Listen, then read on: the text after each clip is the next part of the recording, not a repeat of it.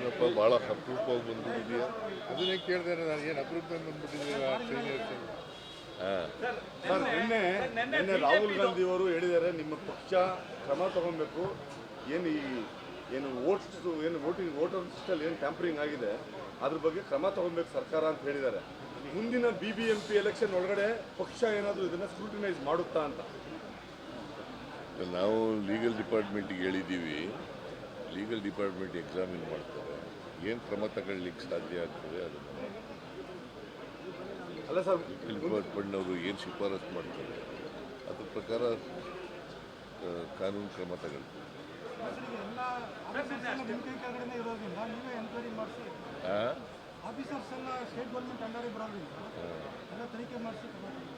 ಎಲ್ಲ ಸುಳ್ಳು, ಅದೆಲ್ಲ ಆಫೀಸರ್ಸು.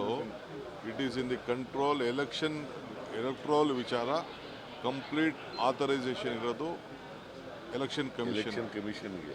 ಅಧಿಕಾರಿಗಳು ನಮ್ಮವ್ರು ಇರ್ಬೋದು. ಅಲ್ಲ ಸರ್, ಈಗ BBMP ಎಲೆಕ್ಷನ್ಸ್ ಮಾಡಲೇಬೇಕು ಸರ್, ಈ ವರ್ಷದ ಒಳಗಡೆ ಮಾಡ್ತೀರಿ ಅಂತ ಅನ್ಕೊಂಡು ಅಷ್ಟ್ರ ಒಳಗಡೆ ಇದನ್ನೆಲ್ಲ ನೀವು ರಿವ್ಯೂ ಮಾಡೋಕ್ಕಾಗುತ್ತಾ ಅಂತ. ಯಾಕಂದ್ರೆ ಈಗಾಗಲೇ ನೂರಾರು ಓಟುಗಳು ಈ ಥರ ಒಂದು ವಾರ್ಡಲ್ಲಿ ಆಗ್ಬಿಟ್ರೆ ಇದು ತ್ವರಿತವಾಗಿ ಮಾಡ್ತೀವಿ. ಇದನ್ನು ಎಕ್ಸಾಮಿನ್ ಮಾಡೋದು ತ್ವರಿತವಾಗಿ ಮಾಡಿ ರಿಪೋರ್ಟ್ ಕೊಡಿ ಅಂತ ಹೇಳಿದ್ವಿ ನಮ್ಮ ಲೀಗಲ್ ಅಡ್ವೈಸರ್ಗೆ, ಅಡ್ವೊಕೇಟ್ ಜನರಲ್ಗೆ. ಮಾತಾಡ್ತೀರಾ ಸರ್, ಒಂದ್ ಕಡೆ ಮತಗಳಾಗಿದೆ ಅಂತ ಹೇಳ್ತಾ ಇದ್ದೀರಾ ಸರ್. ಎಲ್ಲೇ CM ಇಬ್ರಾಹಿಂ ಅವರು ನೀವು ಬಾದಾಮಿ ಕ್ಷೇತ್ರದಲ್ಲಿ ಗೆದ್ದಿದ್ದು 3,000 ಮತವನ್ನ ಖರೀದಿ ಮಾಡಿದ್ದು ನಾವು, ಸೊ ಹೀಗಾಗಿ ಸಿದ್ದರಾಮಯ್ಯ ಗೆದ್ದಿದ್ದು ಅಂತ ಹೇಳಿದ್ದಾರೆ ಸರ್. ಇಬ್ರಾಹಿಂ ಅವರು ಭಾಷಣ ಮಾಡ್ತಾ ಹೇಳಿದ್ದಾರೆ ಸರ್, 3,000 ಓಟ ಖರೀದಿ ಮಾಡಿದ್ದು ಅಂತ. ಇಬ್ರಾಹಿಂ ಏನು ನಮ್ಮ ಪಾರ್ಟಿಲಿ ಇದ್ದಾರೆ ಅವರು? ಅಲ್ಲ ಸರ್, ಜೊತೆ ಇದ್ದವರಲ್ಲ ಸರ್ ಅವಾಗ ಅಂತ. 2018 ಚುನಾವಣೆಯಲ್ಲಿ ಅವರೇ ತಲೆ ಬೇರೆ ಜೊತೆಯಲ್ಲಿ ಇದ್ದದ್ದು ಬೇರೆ.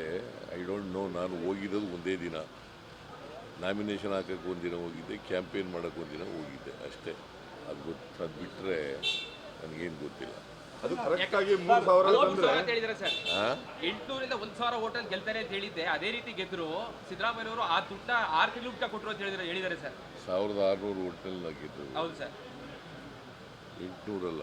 ಅಲ್ಲ ಅವ್ರು ಹೇಳಿದಂತೆ ಸರ್, ಅವ್ರು ಗೆಸ್ ಮಾಡಿದ್ರಂತೆ 3,000 ಓಟ ಖರೀದಿ ಮಾಡಿದ್ವಿ ನಾವು ಸಾಲ ಮಾಡಿ, 6 ತಿಂಗಳಾದ್ರೂ ಸಿದ್ದರಾಮಯ್ಯನವರು ಆ ಸಾಲ ತೀರ್ಸಿದ್ರು ಅಂತ ಹೇಳಿದ್ದಾರೆ. ಭಾಷಣದಲ್ಲಿ ಅವ್ರು ಹೇಳಿದ್ದಾರೆ ಅದನ್ನ ಮಾತನ್ನ. ಎಲ್ಲಿ? ಮೈಸೂರಲ್ಲಿ ಸರ್ KSYU ಭಾಷಣ ಮಾಡ್ತಾ ಹೇಳಿದ್ದಾರೆ. ಗೊತ್ತಿಲ್ಲಪ್ಪ ನನಗೆ.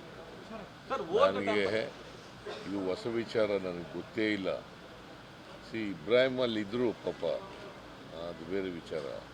ಬಟ್ ನಾನು ಹೋಗಿದ್ದು ನಾಮಿನೇಷನ್ ಹಾಕಕ್ಕೆ ಒಂದಿನ, ಕ್ಯಾಂಪೇನ್ಗೆ ಒಂದಿನ ಹೋಗಿದ್ದೆ ಅಷ್ಟೇ. ಅಲ್ಲ ಸರ್, ನಿಮ್ಗೆ ಗೊತ್ತಿಲ್ಲದೆ ಏನಾದರೂ ಅವ್ರು ಖರೀದಿ ಮಾಡಿದ್ರ ಅಂತ ಅವ್ರು ಹೇಳೋದು ನೋಡಿದ್ರೆ ಅಷ್ಟೊಂದು ಗೊತ್ತಿಲ್ಲ. ಅವ್ರನ್ನೇ ಕೇಳಬೇಕು ಅವ್ರು, ನನಗೇನು ಗೊತ್ತಿಲ್ಲ.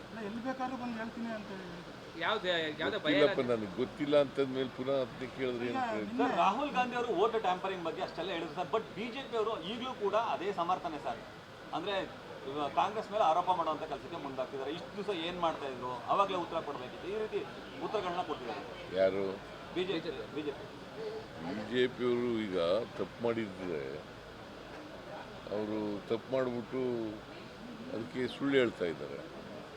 ಸರ್, ಟ್ಯಾಂಪರಿಂಗ್ ಮಾಡಂಗಿದ್ರೆ 136 ಸ್ಥಾನ ಅವ್ರು ಬರ್ತಿರ್ಲಿಲ್ಲ ಅಂತ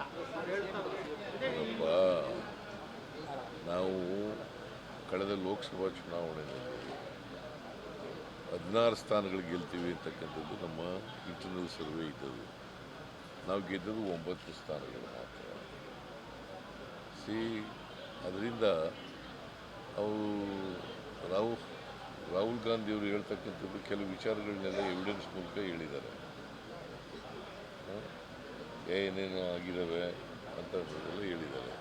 so all those are available in the election commission, state election commission, central election commission. So ಅವರು ಹತ್ರ ಇದ್ದದಲ್ಲ, ಅವ್ರ ದಾಖಲಾತಿಗಳನ್ನೇ ಪ್ರಸ್ತಾಪ ಮಾಡಿರೋದು. ಕೇಳ್ರಿ, ಒಂದೇ ರೂಮ್ ಇರ್ತಕ್ಕಂಥ ಕೊಠಡಿಗಳು ಸುಮಾರು 80 ಜನ ವಾಸ ಮಾಡೋಕ್ಕಾಗತ್ತಾ? ಅಲ್ಲ ಹೇಳಪ್ಪ, ನೀನು ಮಾಡೋಕ್ಕಾಗತ್ತೆ? ಹೋಟೆಲ್ ಕಾರ್ಮಿಕರು ಅಂತ ಹೇಳ್ತಾ ಇರೋದು ಸರ್, ಅವರೆಲ್ಲ ಹೋಟೆಲ್ ಕಾರ್ಮಿಕರು ಅಲ್ಲಿ ಇದ್ದವ್ರು ಅಂತ. 80 ಜನ ಇರೋಕ್ಕಾಗುತ್ತೆ ಒಂದು ರೂಮ್ನಲ್ಲಿ? ಒಂದು ಸಣ್ಣ ರೂಮ್, ಓಣಿಯಲ್ಲಯ್ಯ, ಸಣ್ಣ ರೂಮ್ನಲ್ಲಿ 80 ಜನ ಇರ್ಲಿಕ್ಕೆ ಸಾಧ್ಯನಾ? ಅಲ್ಲಿ ಆ ರೂಮ್ನಲ್ಲಿ 80 ಜನ ಇದ್ರು, 80 ಜನ ಓಟ್ ಹಾಕಿದ್ದಾರೆ. ಬಟ್ ಮತದಾರ ಹೇಳಿದ್ದಾರೆ ಸರ್ 45 ದಿನದೊಳಗಡೆ ಹೇಳ್ಬೇಕಿತ್ತು, ಆದ್ರೆ 1.5 ವರ್ಷ ಏನ್ ಮಾಡ್ತಿದ್ರು ಅಂತ ಪ್ರಶ್ನೆ ಮಾಡ್ತಾರೆ ಸರ್ ಯಾರು ಬಿಜೆಪಿ. ಇವೆಲ್ಲ ನೋಡಪ್ಪ, ನಾವು ರಿಸರ್ಚ್ ಮಾಡ್ತಾ ಇದ್ದೋ. ಆ ರಿಸರ್ಚ್ ಮಾಡೋದು ಕೊನೆಗೆ ಆದಮೇಲೆ ರಿಸರ್ಚ್ ಮಾಡಲಿಕ್ಕೆ ಪ್ರಾರಂಭ ಮಾಡೋದು. ರಿಸರ್ಚ್ ಮಾಡಿದ್ಮೇಲೆ ಗೊತ್ತಾಗಿರೋದು. ಸರ್ ಇದು ಇಷ್ಟೆಲ್ಲ ಆಗ್ತಾ ಇದ್ರೂ ಜುಡಿಷರಿ ಆಸ್ ಕೆಪ್ ಕ್ವೈಟ್, ಯಾಕಂದ್ರೆ ಇದು ಒಂದು ಪೊಲಿಟಿಕಲ್ ಪಾರ್ಟಿಯಾಗಿ ನೀವು ಹೇಳ್ತಾ ಇದ್ದೀರಿ, ಇನ್ನೊಂದು ಆಡಳಿತ ಪಕ್ಷವಾಗಿ ಅವರು ಹೇಳ್ತಾ ಇದ್ದಾರೆ ಸರ್. ಇಷ್ಟೆಲ್ಲದರ ನಡುವೆನೂ ಇಡೀ ಈ ಕಾನ್ಫಿಡೆನ್ಸ್ನ ರೆಸ್ಟೋರ್ ಮಾಡೋದು ಜುಡಿಷರಿ ಕೈಯಲ್ಲಿದೆ.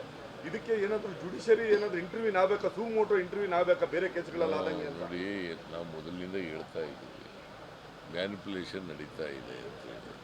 ಎಲೆಕ್ಷನ್ಗಳಲ್ಲಿ ಮ್ಯಾನಿಪುಲೇಷನ್ ನಡೀತದೆ, EVMನಲ್ಲಿ ಮ್ಯಾನಿಪುಲೇಷನ್ ನಡೀತದೆ, ವೋಟರ್ಸ್ ಲಿಸ್ಟ್ನಲ್ಲಿ ಮ್ಯಾನಿಪುಲೇಷನ್ ನಡೀತದೆ ಅಂತ ಮೊದಲಿಂದ ಹೇಳಿ.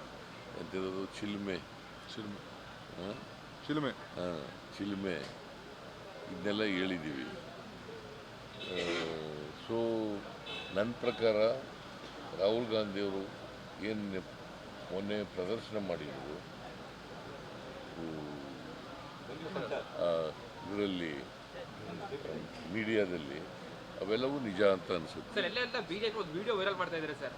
ನೀವು ಹಿಂದೆ ಭಾಷಣ ಮಾಡಿದ್ದು ಸತ್ತವರೆಲ್ಲ ನನಗೆ ವೋಟ್ ಹಾಕಿ ಗೆಲ್ಸಿದ್ರು ಅಂತ ಹೇಳಿದಂತಹ ಒಂದು ಭಾಷಣ ಅದು ವೈರಲ್ ಆಗ್ತದೆ ಸರ್.